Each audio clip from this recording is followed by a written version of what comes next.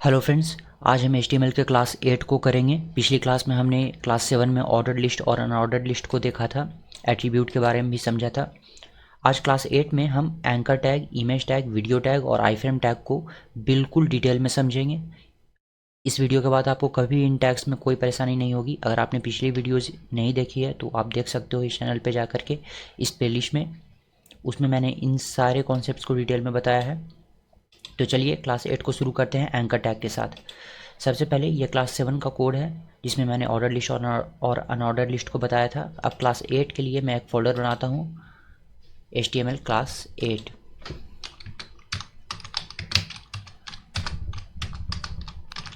Class 8। अब मैं VS code में इस फोल्डर को ओपन करूँगा। ओपन फोल्डर, HTML क्लास 8 को सिलेक्ट करके अब यहाँ से इस आइकन पर क्लिक करके मैं एक फ़ाइल बनाऊँगा, index.html। मैंने आपको बताया था कि इसका नाम इंडेक्स क्यों रखते हैं और .html का मतलब क्या है, ये सारी बातें पिछली वीडियोज़ में हो चुकी हैं।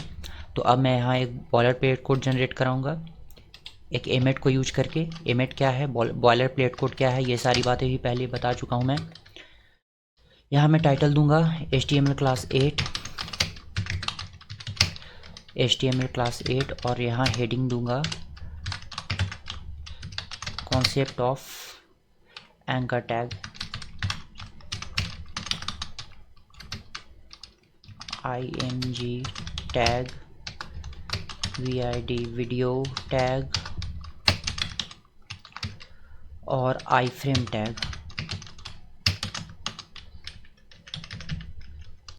तो चलिए सबसे पहले शुरू करते हैं एंकर टैग के साथ। एंकर टैग के लिए हम ए लिखेंगे और इंटर प्रेस करेंगे। एमेट की वजह से पूरी एंकर टैग हमारी लिखी आ जाएगी। इसे अगर आप खुद से करना चाहें तो कर सकते हैं। देखिए, अगर आपके कोड एडिटर में ये नहीं आ रहा तो आप एंगुलर ब्रैकेट के अंदर ए लिखेंगे और उसे क्लोज कर देंगे और फिर ये लिखेंगे। उसके अंदर एक एट्रीब्यूट भी यूज करते हैं हम, href। अब इसका मतलब क्या है, इसे समझते हैं। पहले समझते हैं कि एंकर टैग को हम यूज क्यों करते हैं। एंकर टैग को यूज किया जाता है हमारे वेब पेज में लिंक्स क्रिएट करने के लिए। जैसे मैं चाहता हूँ कि मैं अपनी वेब पेज को खोलूँ और उस पर लिखा रहे होम, और मैं इस पर क्लिक करूँ और एक नया पेज खुल जाए। या मैं यहाँ पे लिखता हूँ अबाउट अस। अबाउट अस, हर एक वेबसाइट पे अबाउट अस का पेज होता है। तो मैं चाहता हूँ कि मेरी वेबसाइट पे अबाउट अस लिखी रहे और उस पर जब मैं क्लिक करूँ तो एक अबाउट अस का नया पेज खुल जाए। तो ये कैसे होगा, ये हम करते हैं एंकर टैग की मदद से। एंकर टैग की मदद से आप किसी भी तरह की लिंक क्रिएट कर सकते हो अपने वेब पेज पे। तो अब इस href एट्रीब्यूट का क्या काम है, मैंने पिछले क्लास में आपको बताया था कि कुछ हर एक लगभग सारी टैग्स की कुछ ना कुछ एट्रीब्यूट होती है, फिक्स्ड एट्रीब्यूट, और फिर उनके कुछ फिक्स्ड वैल्यू होते हैं। इससे उस टैग को पता चलता है कि उसे किस तरह के फंक्शन अपने आप में ऐड करना है या किस तरह से उस टैग को काम करना है, ये उस टैग को पता चलता है। जैसे यहाँ एंकर टैग में मैं href एट्रीब्यूट की वैल्यू में कोई लिंक पेस्ट करता हूँ, कोई लिंक दूंगा मैं, और जब मैं उस लिंक को दूंगा तो यहाँ इस पे क्लिक करने पे वो लिंक खुल जाएगी। तो चलिए सबसे पहले मैं आपको दिखाता हूँ। मैं एक काम करता हूँ, यहाँ मैं एक और फाइल बनाता हूँ। यहाँ इस आइकन पे क्लिक करके about.html या about.html, ठीक है, इंटर करता हूँ और यहाँ भी एक HTML फाइल बनाता हूँ और यहाँ मैं टाइटल दूंगा अबाउट अस का और हेडिंग दूंगा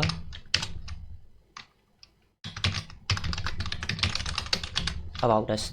और इसमें मैं एक रैंडम पैराग्राफ जनरेट करा लेता हूँ p टैग को यूज करके, पैराग्राफ टैग को यूज करके। इसमें मैं लॉरिम इंटू 5 या 4 करता हूँ और एक पैराग्राफ जनरेट कराता हूँ।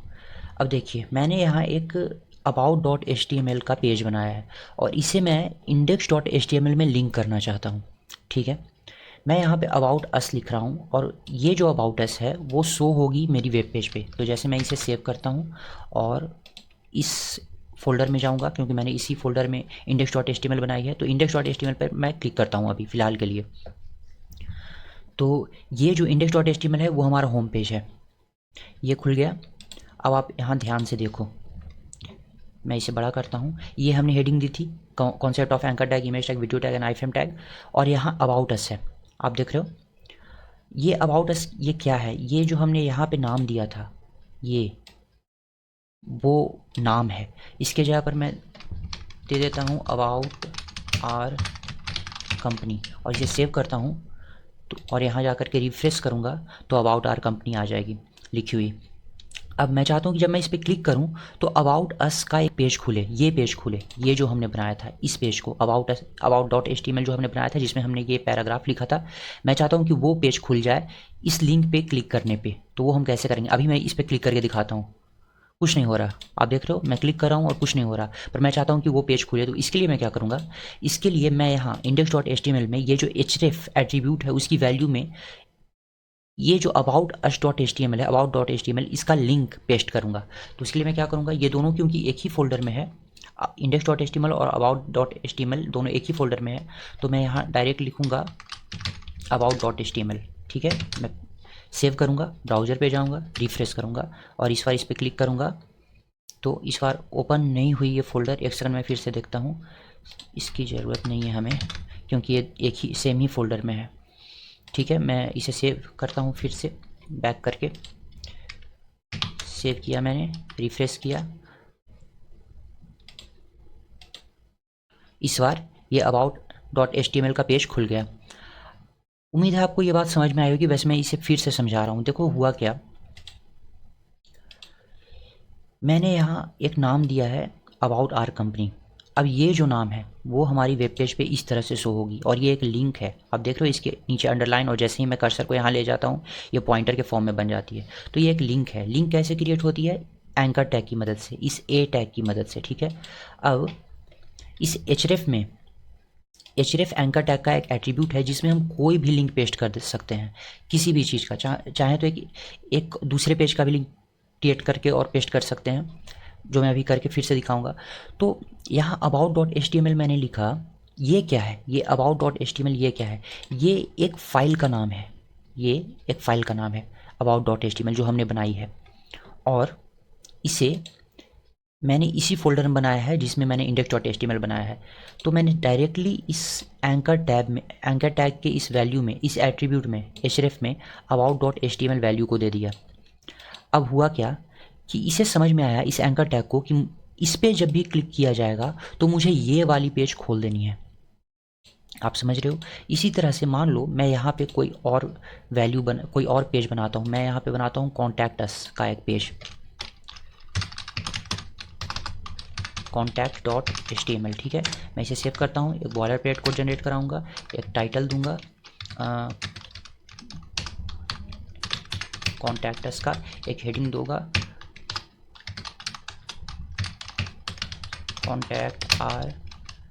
Contact this company. ठीक है, और यहाँ भी मैं एक रैंडम पैराग्राफ जनरेट करा लेता हूँ बजाय कि खुद से लिखने के। आप अपने प्रोजेक्ट में खुद से लिख करके एक पैराग्राफ अच्छा सा और करना। तो यहाँ मैंने एक कॉन्टैक्ट अस का पेज बनाया है contact.html। अब फिर से मैं index.html पे जाऊँगा और मैं चाहता हूँ कि यहाँ मैं लिखूँ कुछ भी, इस बार लिख देता हूँ ताकि आपको ऐसा ना लगे कि बस सेम चीज़ ही लिखनी है। मैं यहाँ पे इस बार ABC लिख देता हूँ। ठीक है, ABCD। और मैं चाहता हूँ कि इस ABCD पर क्लिक करने पर मैं अपने वेब पेज पे जाता हूँ, यहाँ रिफ्रेश करता हूँ, देखो आप ABCD लिखी आ रही है। ठीक है, मैं यहाँ एक ब्रेक टैग को यूज़ कर लेता हूँ। ब्रेक टैग क्या है मैंने पिछली वीडियोज़ में बता रखी है, आप उसे देख सकते हो। 2 ब्रेक टैग यूज़ कर लेता हूँ, सेव करता हूँ, ब्राउज़र पर जाकर रिफ्रेश करता हूँ। अब मैं चाहता हूँ इस ABCD पर क्लिक करूँ तो अबाउट अस डॉट HTML का पेज खुले। मैं यहाँ क्लिक करके देखता हूँ, सॉरी कॉन्टैक्ट अस का, तो क्लिक किया मैंने, कुछ नहीं हुआ। आप देख रहे हो कुछ भी नहीं हुआ। अब मैं चाहता हूँ कि कॉन्टैक्ट अस का पेज खुले, तो मुझे क्या करना होगा, मुझे इस href के एट्रीब्यूट के वैल्यू में contact.html का लिंक पेस्ट करना होगा। तो लिंक, क्योंकि ये एक ही फोल्डर में है contact.html, तो मैं क्या करूँगा, सीधे लिखूँगा contact.html। अब देखो आप यहाँ आप एक्सटेंशन देना मत भूलना। अगर फाइल JPG फॉर्मेट में है तो JPG एक्सटेंशन, HTML फॉर्मेट में है तो HTML एक्सटेंशन देना ज़रूरी है लिंक में। तो अब क्या होगा, मैं इसे सेव करता हूँ, ब्राउज़र पे जाऊँगा, रिफ्रेश करूँगा। अब मैं इस पर क्लिक करता हूँ, देखो कॉन्टैक्ट दिस कंपनी का पेज खुल गया। यहाँ कंपनी के जगह पर क्या लिखा आ गया है, मैंने गलत लिख दिया होगा। ठीक है, मैं इसे सुधार देता हूँ, L को हटा देता हूँ। ठीक है, अब यहाँ रिफ्रेश करूँगा जा करके। तो अब ठीक हो गई है। अब आप देखो, हमने अपनी वेब पेज में 2 लिंक्स क्रिएट किए हैं, अबाउट आवर कंपनी और ABCD का। अब इस पर क्लिक करूँगा तो अबाउट अस का पेज खुलेगा, इस पर क्लिक करूँगा तो कॉन्टैक्ट अस का पेज खुलेगा।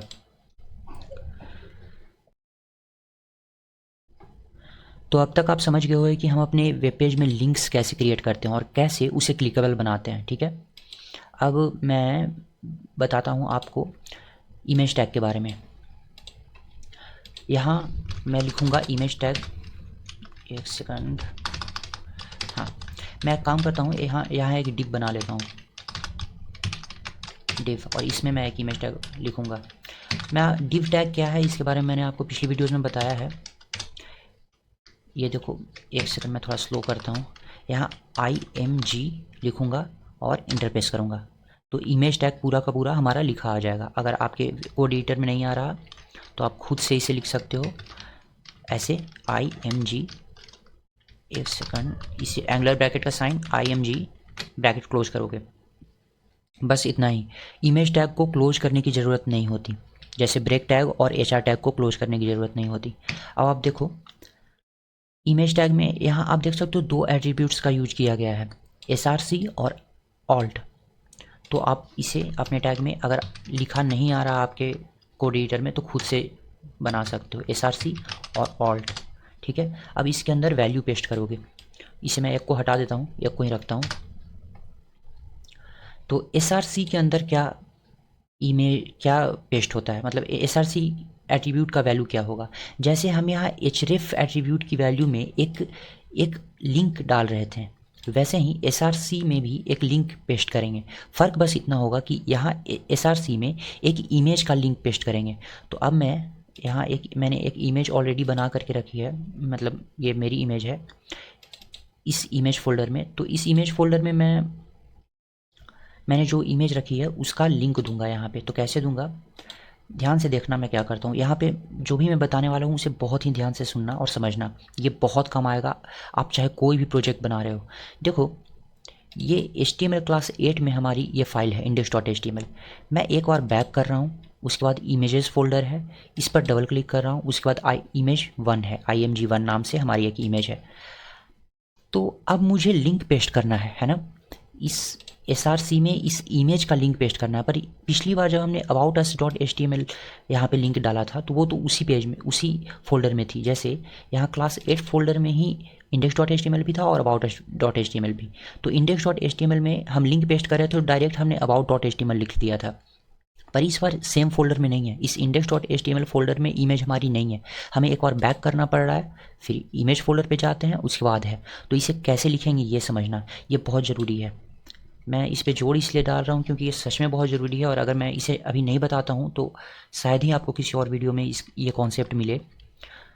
तो देखो कैसे करेंगे। हमने यहाँ क्या किया था, ध्यान से समझना। हमने यहाँ क्लास 8 में हम थे जिसमें index.html है, और इसी index.html में हमें इमेज की लिंक डालनी है। तो पहले एक बार बैक किया हमने, तो एक बार बैक के लिए यहाँ कोड लिखते हैं हम ./, ठीक है। अब एक बार हमने बैक किया था, हमने एक और बैक किया, एक और बैक के लिए हम क्या लिखते हैं ./, उसके बाद है इमेजेस।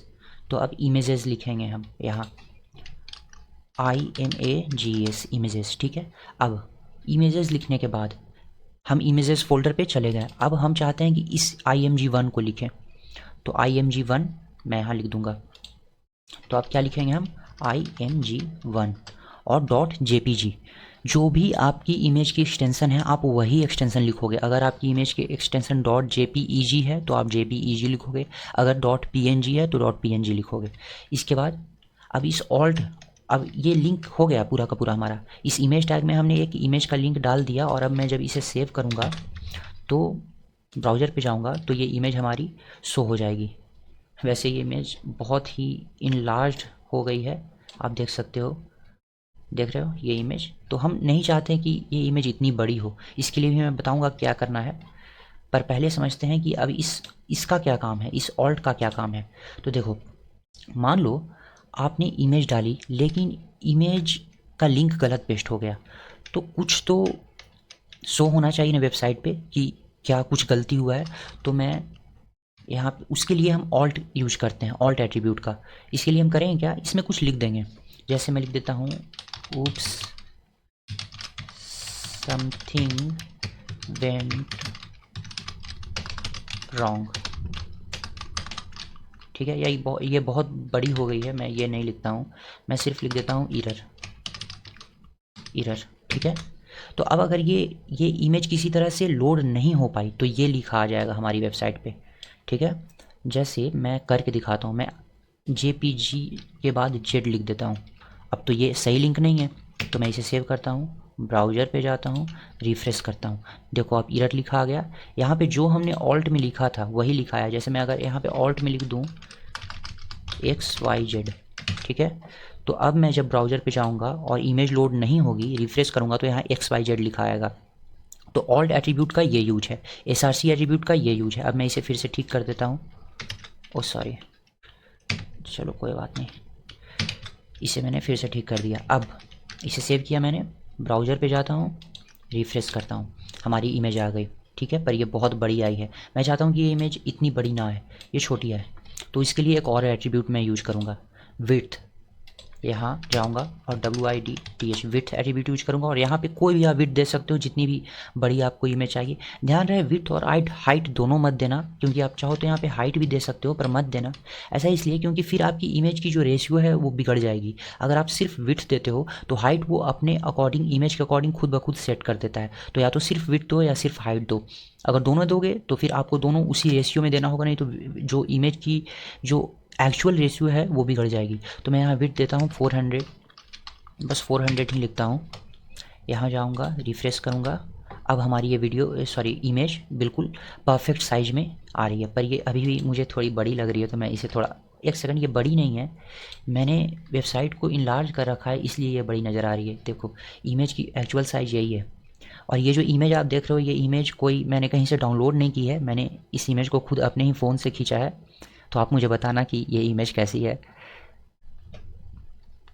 तो ठीक है, तो आप देख रहे हो इमेज टैग का यूज हम कैसे करते हैं। ये इतने सारे एट्रीब्यूट्स हमने यूज किए। अब मैं चाहता, तो यहाँ पे मैं चाहता कि मैं नहीं, मैं हाइट नहीं दूंगा, मैं विड्थ नहीं दूंगा, मैं हाइट दूंगा।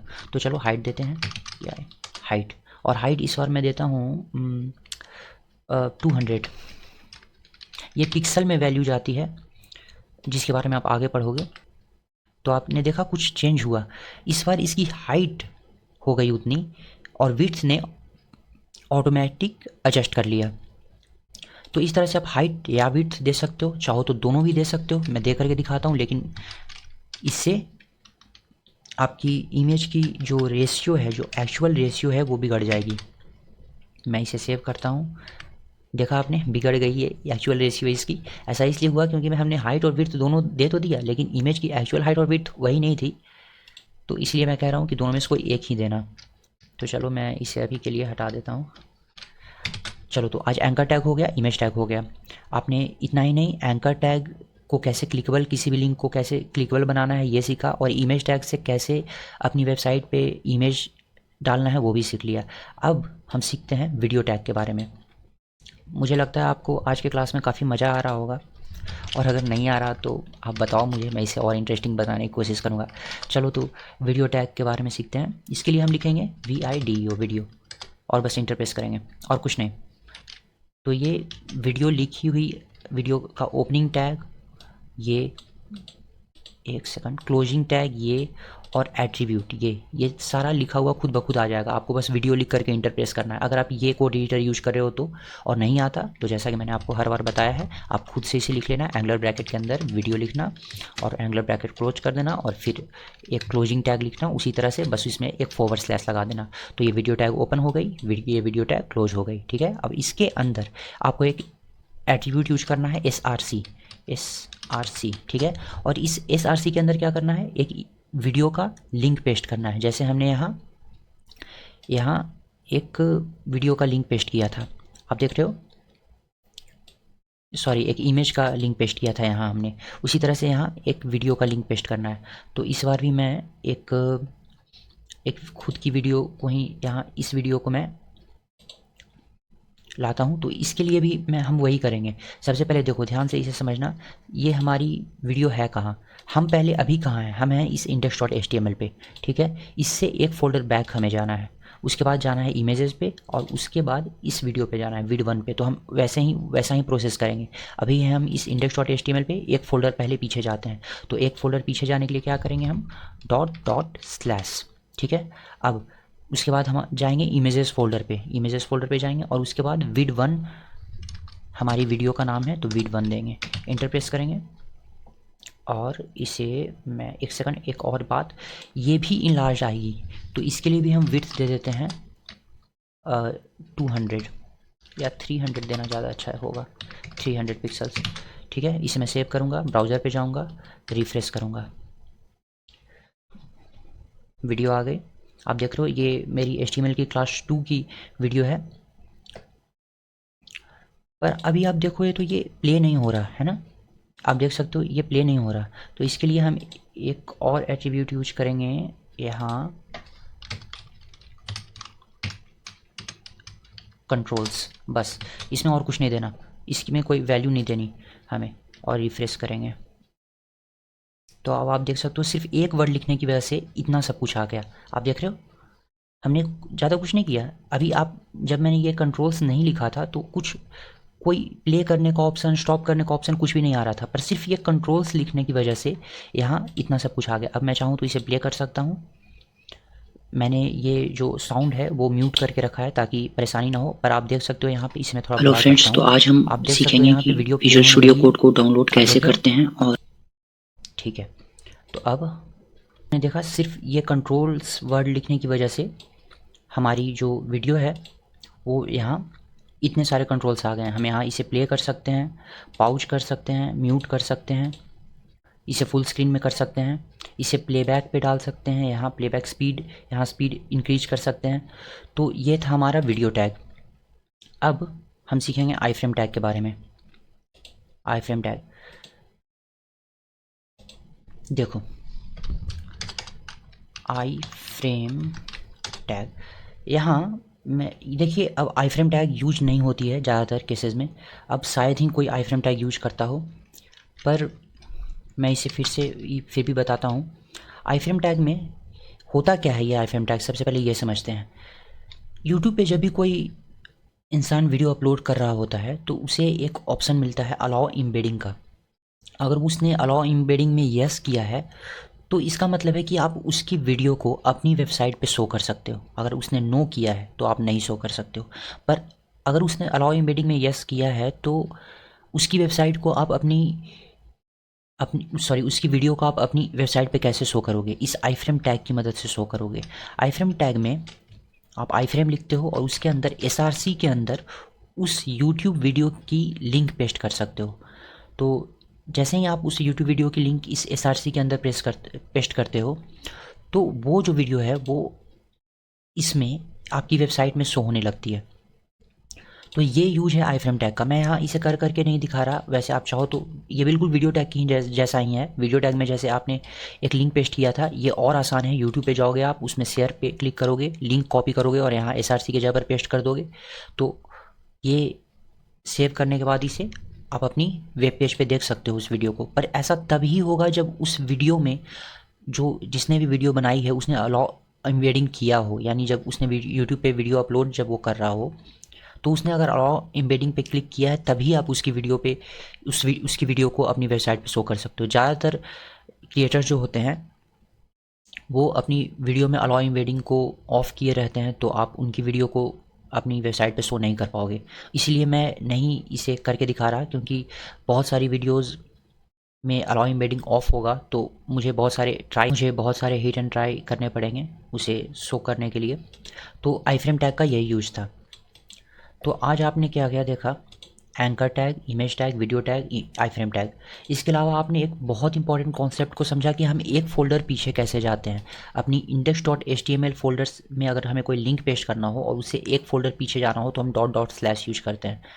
फिर लिंक को कैसे पेस्ट करते हैं, देखो आप एक काम और कर सकते हो, यहाँ से लिंक को कॉपी कर सकते हो, इसे ऐसे क्लिक करके इस पर, और यहाँ से लिंक को कॉपी कर सकते हो। पर ऐसा कभी मत करना, क्योंकि ये हार्ड कोडेड लिंक होता है और इससे बहुत बार 95% केसेस में जो इमेज है वो शो होगी ही नहीं, इसलिए मैंने आपको ये मेथड नहीं बताया था। ये बहुत ही पुराना तरीका है और ये सही तरीका है भी नहीं किसी लिंक को पेस्ट करने का। सही तरीका वो है जो अभी मैंने यहाँ यूज किया था, इस इमेज को या इस वीडियो को लाने के लिए। ठीक है, तो इतना आपको समझ में आ गया होगा। अब इतनी बातें जब आपने समझ ली है तो अब हम बात करेंगे टेबल्स इन HTML की और फॉर्म्स इन HTML की, और उसके बाद मेटा टैग्स के बारे में हम पढ़ेंगे क्लास 11 में। तो क्लास 9 में यानी नेक्स्ट क्लास में हम टेबल्स इन HTML देखेंगे। ये बहुत इंपॉर्टेंट कॉन्सेप्ट है, तो अगले क्लास को आप ज़रूर देख लेना, इसमें मैं बहुत सारे कॉन्सेप्ट्स बताऊँगा। और आज की क्लास आपको कैसी लगी, क्या आपके क्वेश्चंस हैं, इन बातों को आप कमेंट्स में ज़रूर लिखो ताकि मुझे पता चले कि कौन सी कॉन्सेप्ट आपको समझ में नहीं आई है अब तक। और इन पुराने वीडियोस को भी देख लेना अगर आपको ये कॉन्सेप्ट्स नहीं पता हैं तो चलिए मिलता हूँ आपसे नेक्स्ट वीडियो में। Thanks for watching.